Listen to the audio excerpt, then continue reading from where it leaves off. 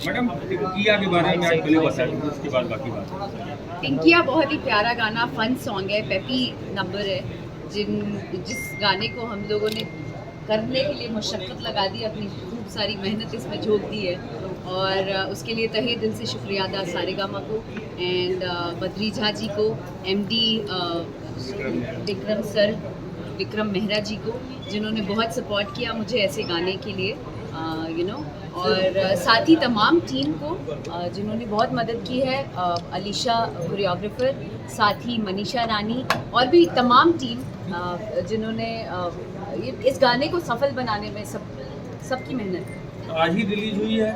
आज ही रिलीज़ हुई है, और मैं चाहती हूँ दर्शकों से कि सब इस गाने को सुने, देखें और अपना प्यार दुलार आशीर्वाद। गाने का मोटो क्या है? मोटो है कि जो एक लड़की जा रही है शादी करने, उसको भ्रमित ना हो, वो संभल के शादी करे। अगर वो कर भी रही है तो भाई हर चीज़ से टिंकिया को बचाने की कोशिश कर रही हूँ मैं इस गाने में, और मतलब ताकि वो जो भी कदम उठाए वो सोच समझ के उठाए। इस तरह के गाने बनाने के पीछे क्या उद्देश्य क्या है? वही तो कि टिंकिया या तमाम लड़कियां जो हैं वो अपने रिलेशनशिप में, चाहे वो शादी भी करती हैं, तो सोच समझ के हर चीज़ से अवगत होने के बाद स्टेप लें। अच्छा जी, आपको नहीं लगता कि आर्टिस्ट सॉन्ग में मतलब इस तरीके से प्रमोट कि आप शादी में ही करो, ऐसा नहीं, शादी करो लेकिन सोच समझ के करो।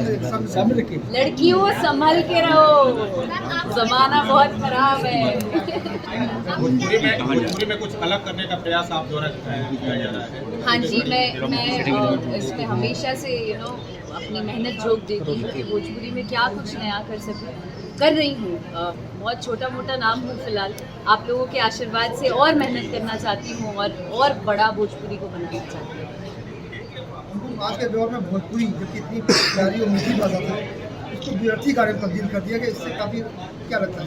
भाई इस समय पारिवारिक का टाइप चल रहा है, कोई किसी के परिवार पे गाना बना रहा है, कोई किसी के परिवार पे गाना बना रहा है, तो कहाँ जा रहा है ये भोजपुरी?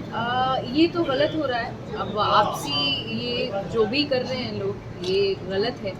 और भी इंडस्ट्री है, और भी इंडस्ट्री बहुत अच्छे से ग्रो कर रही है, लेकिन इन लोगों का ये मानना है कि एक दूसरे को अटैक करेंगे तो नए कलाकार जो हैं वो नहीं आ पाएंगे। हमारी टीआरपी बनी रहेगी और जो नए कलाकार हैं वो ऊपर नहीं आ पाए, और ये लोग उसी तरीके से बोल रहे हैं। शायद ये एक मोटो है जिसकी वजह से हमेशा ये कुछ ना कुछ चलता रहता है, बट ये सोच बहुत छोटी है। अगर ऐसी भोजपुरी संस्कार की भाषा हमेशा रही है, पर कुछ गानों ने उसे जो है असंस्कारित कर दिया, और लोगों में यही चलता है भोजपुरी मतलब वही। इसके बारे में क्या कहेंगे? नहीं, हम सारेगामा चाहे और भी बहुत सारे चैनल्स हैं, हमारे जैसे लोग भी हैं जो अपनी मेहनत झोंक देते हैं अच्छे अच्छे गानों को बनाने में। अच्छे गाने भी बन रहे हैं, बुरे गाने भी बन रहे हैं। अब आप पे डिपेंड करता है कि आप किसको चूज़ करते हैं। समाज में अच्छी चीज़ें भी हैं, बुरी चीज़ें भी हैं, आप किसको चूज़ करते हैं ये आप पर डिपेंड करता है। आरोप प्रत्यारोप भी भोजपुरी के सिंगरों और कलाकारों द्वारा चल रहा है, उसमें गुंडाई भी हो रही है, पिटवा भी दिया जा रहा है जो जिसके विरुद्ध गाना गा रहा है। नहीं, अगर मैं तो ये कहती हूँ किस ना, तरह की परंपरा चल रही है? मैं ये कहती हूँ कि इतना ज़्यादा आप में मर्दानगी है, या इतना ज़्यादा जिसमें भी जो भी रहे, इतना ज़्यादा प्रॉब्लम है एक दूसरे को, पब्लिक को बेवकूफ़ बनाना, उससे अच्छा आओ एक दूसरे को फाड़ के दिखाओ, तब ना जानेंगे मर्द हो।